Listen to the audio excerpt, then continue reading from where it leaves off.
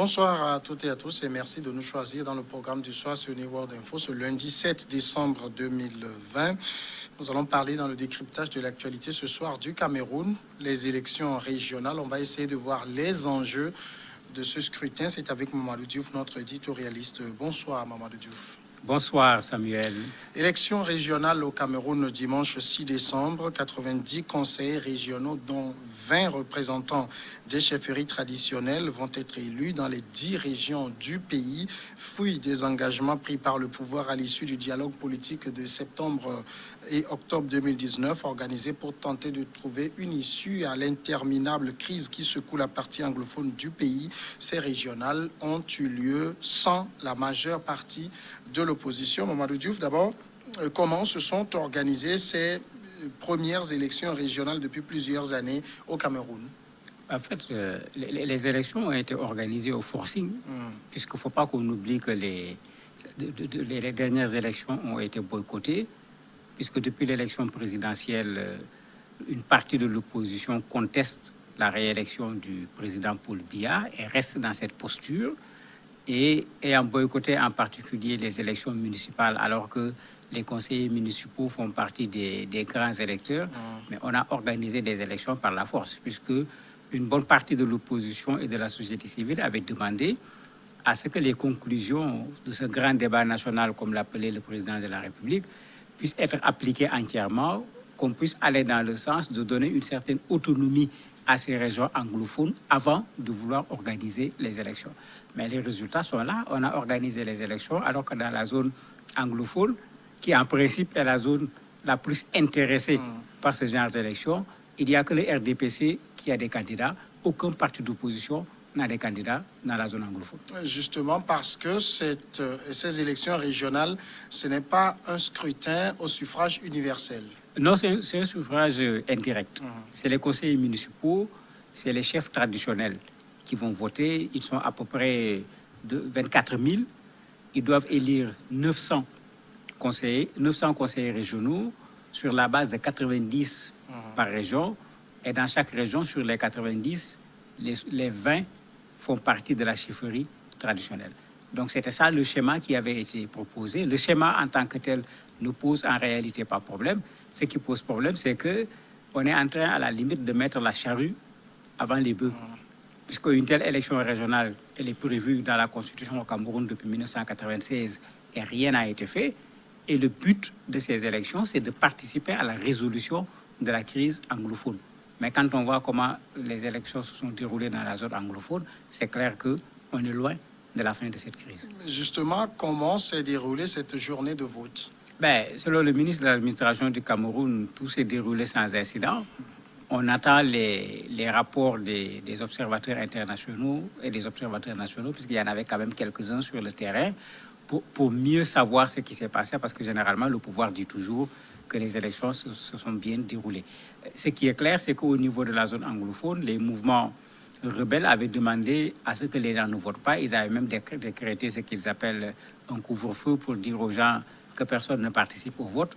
On risque d'assister à ce qu'on avait vu lors des élections précédentes, des bureaux de vote qu'on regroupe dans des espaces sécurisés et très peu de personnes qui vont participer au vote pour des raisons de sécurité. Bon, c'est vrai qu'ici, ils sont déjà pas nombreux parce que c'est les grands électeurs qui vont aller voter. Ce n'est pas toute la population. Donc, d'un point de vue sécuritaire, les enjeux sont vraiment moindres quand 24 000 personnes sont en train de voter par rapport à plusieurs millions de personnes qui doivent voter dans un pays. Ces élections étaient donc déterminantes pour l'avenir de la situation en zone anglophone. Dans cette zone-là, c'est vrai que ça a été très scruté, mais comment était la participation? Ça n'a pas créé d'engouement? On n'a pas vu d'engouement et il fallait s'y attendre parce qu'il faut dire qu'il n'y avait pas grand monde déjà. Comme ils sont déjà pas nombreux, comme on l'a dit tout à l'heure, c'est juste les conseillers municipaux et les chefs traditionnels. Et dans cette zone, une partie des chefs traditionnels également sont pour l'autonomie de cette zone. Donc, certains chefs même se posent la question, mais est-ce que ce n'est pas un piège Est-ce qu'on n'est pas en train de transformer des chefs traditionnels en chefs administratifs, puisque c'est l'expression que l'un a utilisée? Et bon, en zone anglophone, pour le rappeler de façon générale, la colonisation anglaise a toujours été ce qu'on appelle une colonisation indirecte. La colonisation anglaise n'est pas venue déstabiliser la chefferie traditionnelle. On a le Ghana à côté, avec une chefferie qui est restée comme telle pendant la colonisation. C'est la même chose qui s'était passée en zone anglophone. Alors que la colonisation française, c'est le contraire. Le Français, il vient, il dit, le chef, c'est moi, il y a un seul chef ici, il n'y a pas un autre chef. Et souvent, ça a déstabilisé les structures traditionnelles, de sorte qu'après, beaucoup de ces chefferies ont continué après les indépendances, j'allais dire, dans le système français, en s'accommodant avec le pouvoir, au lieu d'assumer leur autonomie en tant qu'autorité d'un point de vue coutumier, autorité d'un point de vue local. Et dans la zone anglophone, les gens se plaignent en disant, est-ce que ce n'est pas ce qu'on cherche en les mettant dedans, en les élisant comme étant des conseils régionaux? Est-ce que ce n'est pas une façon de vouloir les transformer plutôt en chefferie administrative au lieu de les laisser continuer leur travail en tant que chefferie traditionnelle? Quels sont les enjeux de cette élection si elles étaient bien organisées? Mais si elles étaient bien organisées, l'enjeu, c'est que pendant longtemps, dans la discussion sur la résolution de la crise au niveau de la partie anglophone du Cameroun, les partis politiques, la société civile, les SDF en particulier, dont c'est le bastion sur le plan électoral, avaient toujours dit qu'il faut une forte décentralisation. Mais bien sûr, il y a d'autres qui disaient non, on n'a pas besoin d'une décentralisation. Certains disaient qu'il faut rattacher cette partie anglophone au Nigeria. D'autres disaient qu'il faut créer carrément l'Ambazonie et puis donner l'indépendance à cette zone. Mais ces deux positions, j'allais dire extrêmes, n'ont jamais été prises au sérieux. C'est sur cette position qu'il y a tout le temps eu des discussions et de façon générale, tout le monde pensait que la bonne solution, c'était ça, qu'il y ait une certaine autonomie au niveau de cette zone et qu'on accepte que le Cameroun est devenu un pays avec deux langues, anglophone et francophone en même temps. Donc, si on l'avait organisé dans le cadre de ce processus, en principe, pour les Camerounais anglophones, et ils sont majoritaires, qui sont partisans de cette option, on aurait pu trouver en partie une solution à la crise.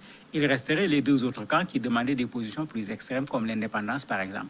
Mais avec ce qui a été fait, on n'a satisfait personne. Ni pour ceux qui étaient pour une certaine autonomie, ne parlons pas de ceux qui demandaient l'indépendance ou le rattachement au Nigeria. Justement, cette élection, comme vous le dites, devait donner l'occasion de résoudre ce problème, en tout cas une partie du problème. Pourquoi le pouvoir Biya n'a pas voulu faire les choses dans ce sens-là? En fait, jusqu'à présent, à part le grand débat national, comme il l'appelle, où on a vu le président pour la première fois faire preuve d'une certaine ouverture, c'est plutôt la solution militaire qui a été utilisée. Et on a vu ce que ça a fait, 700 000 déplacés, 3 000 morts.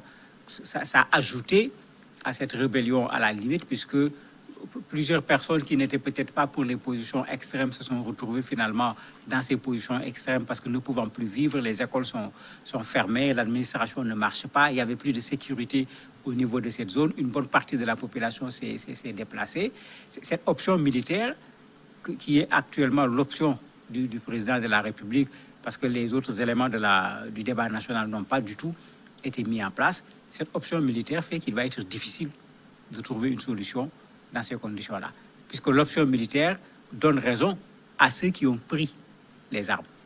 Alors que, comme je l'ai dit tout à l'heure, ils ne sont pas la majorité. Les partis politiques de la zone, les structures de la société civile ne sont pas pour les affrontements armés. Ils considèrent que cela leur a été imposé par l'État camerounais. Et malheureusement, c'est cette option qu'on voit le plus de la part de l'État camerounais pour ce qui est de la zone anglophone. Tel que c'est organisé, il est certain que le RDPC, le parti de Paul Biya, rafle la majorité. Mais c'était connu d'avance, puisque avant même que les élections s'organisent, puisque les partis politiques les plus importants avaient déjà boycotté les élections municipales. Et les arguments qui avaient été donnés, certains avaient boycotté les municipales, certains avaient boycotté les municipales et les législatives. Et c'est le même argument qui avait été donné à chaque fois. On veut résoudre un problème. Comment on va organiser normalement les élections dans tout le Cameroun, sauf au niveau du Cameroun anglophone. Il disait que c'est une façon déjà de renforcer la division entre les deux Camerouns. Mais ceux qui ont boycotté ces élections n'ont pas de conseillers municipaux. Quand je regardais à la télévision un bureau de vote de la partie anglophone, mais le compte des voix était bizarre. À chaque fois qu'on sortait un bulletin, le gars disait RDPC, RDPC, puisqu'il n'y avait aucun autre candidat dans la zone. Mais dans les autres régions également du Cameroun, la situation sera pratiquement la même, parce que c'est le RDPC qui avait largement remporté les élections municipales, en plus du fait qu'on ne sait pas pour quelle raison, le président a donné 50 000 francs à toute personne qui va aller voter au niveau de ces élections. Tout le monde se pose la question, est-ce que c'est une façon de les encourager ou c'est une façon de les corrompre? Il est clair que dans ces conditions, personne n'attend des résultats. Tout le monde sait que c'est le RDPC qui va l'emporter. Et quel rôle vont jouer les élus régionaux?